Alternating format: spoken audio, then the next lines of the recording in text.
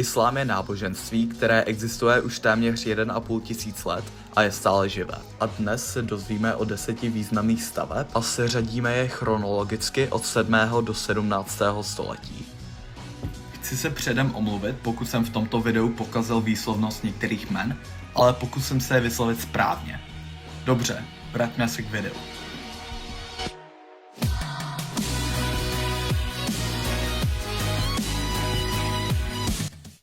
Jedna z nejznámějších staveb na světě, která byla postavena jako první v islámské historii, se jmenuje Mešita v Mece. Arabsky se čte jako Masjid al-Haram. Nachází se ve městě Mekka v Saúdské Arábii. Uprostřed této stavby je takzvaná Kába a ta patří mezi nejposvátnějším místem islámu. Název pochází z arabského výrazu pro krychly. Muslimové věří, že ji postavil sám Abraham, který byl pověřen Bohem. Do jeho východního rohu Káby je vložen posvátný černý kámen. Znaky islámské architektury vidíme hlavně v obrovském nádvoří a minaretech. Také, že stavba slouží jako místo na společnou modlitbu. Naší další stavbou je skalní dom, který se nachází v Jeruzalémě. Tato stavba je unikátní zlatou kopulí a tím, že spojuje byzantský a islámský styl.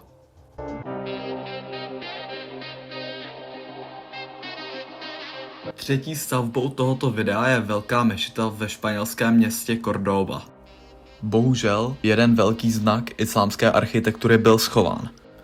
Po dobytí Cordoby křesťany v roce 1236 byl minaret schován do křesťanské zvonice, která byla postavena kolem ní.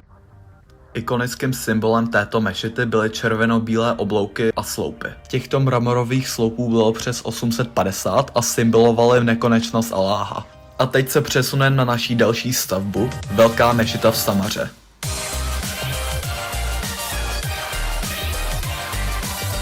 Čtvrtá stavba je velká spirálovitá mešita v Samaře, arabsky Minaret al-Malvia.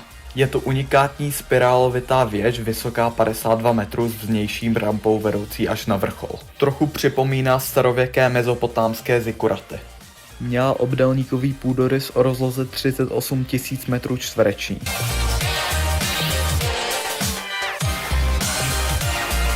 Přesouváme se k páté stavbě, mešita v Timbuktu. Tato mešita je významná tím, že místo mramoru a kamene používá hlavně hlínu a dřevo. Je tam minaret a dokonce tam byl centrum náboženství a vzdělávání. A teď vám povím o paláci Alhambra, který je na jeho východní hranici města Granady ve Španělsku. Celkem zabírá asi 142 000 metrů čtverečních. Je obehnána opevněnou zdí a je lemována 13 věžemi.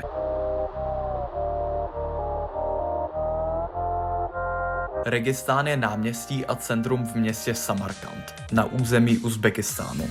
Prvky muslimské architektury jsou například minarety, geometrické vzory, velké vstupní portály, modré keramické dlažice a medresy.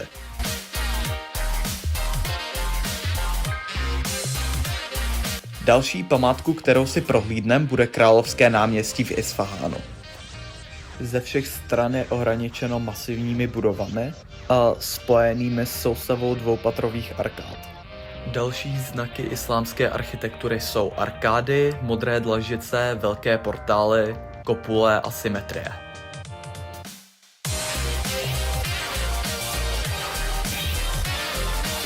Devátou a předposlední stavbou je modrá mešita, anebo mešita sultána Ahmeda. Nachází se v Istanbulu.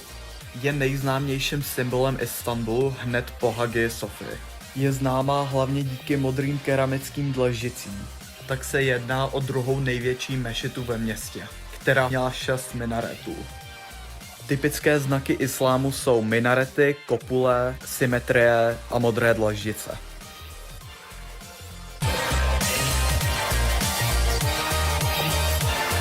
Poslední a pro nějaké lidi nejoblíbenější stavbou, kterou si dnes prohlídneme, je Taj Mahal. Nachází se ve městě Agra v Indii. Její stavba začala kolem roku 1632 a trvala přibližně 22 let. Taj Mahal je výjimečný svou bílou mramorovou stavbou, symetrií, kopulí, minarety a bazénem. Ještě tam je dokonalá zahrada. Tak to je 10 významných islámských staveb od 7. do 17. století.